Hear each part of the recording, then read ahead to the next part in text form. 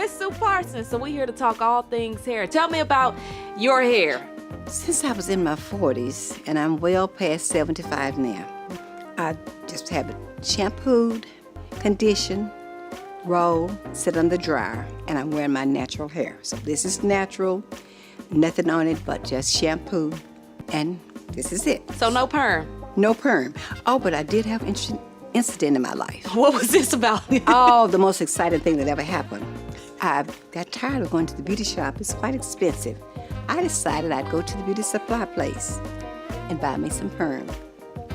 Sue permed her hair. Began to kind of burn, itch, and I'm going like, oh my God, what's happening? Make a long story short, I went to the sink, put the water on it, and what did I see? A sink full of hair. All my hair was gone. Bald in spots, short in spots, looked like some little rat had been nibbling on it. And it took me, I guess, really and truly about 4 years for it to get back to normal. And I've never had another perm on my head since. The first and only time I've ever had a perm. How did you used to wear your hair growing up? Growing up, I had naturally curly hair. All the girls in my class had pretty straight hair. My hair was curly, and of course in a classroom full of students with straight hair, I felt out of place. I felt different. I wanted to be like my peers. And that's why I thought I'd fit in better and look like them. But I didn't feel comfortable. I wanted to be like the rest of the girls. So I had to beg my mom to please let me get my hair. We called it pressed and straightened, and they did it with the hot comb. And so she finally consented so that I could look like everyone else. Describe for me what it was like getting your hair pressed out. Was it burning? Did she slap you upside the head? Oh, Tell me what it was like. The edges, my Lord. Whew. When they get to the edges, that hurt. I don't care how professional the beauticians were. Every now and then that comb would kind of touch the scalp, touch your face or something, and it hurt. Because that's the part that you really want to be straight, you know, the edges.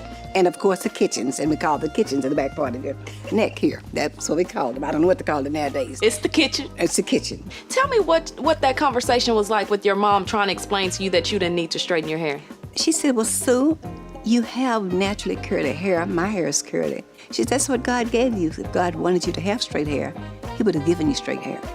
I said, but I want to be like the students in class, Mother. I want my hair straight like them. And this went on, and finally she gave up. She says, okay, I'm gonna let you straighten your hair. Do you ever look back on that moment and understand where your mom was coming from? Yes, and I truly regret that I didn't listen to her. Because my hair, even though it's curly now, to me it's not as pretty as it was back then. Once a person starts pressing their hair, to me it takes out that natural look. The natural curls, because if you look at my hair right now, it doesn't appear to be a natural curl. It looks like it's processed, but it's not. But back then I had beautiful, pretty hair, but I didn't realize it. So I think it's best to just be yourself and not try to be like anyone else.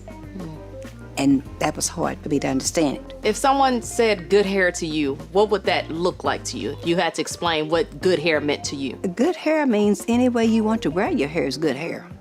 I think God created us all equal, and He made our hair different for a reason. There's no such thing as what I call good hair. Good hair is on the person, it belongs on the head. And we wear our hair what makes us comfortable. That's my personal opinion.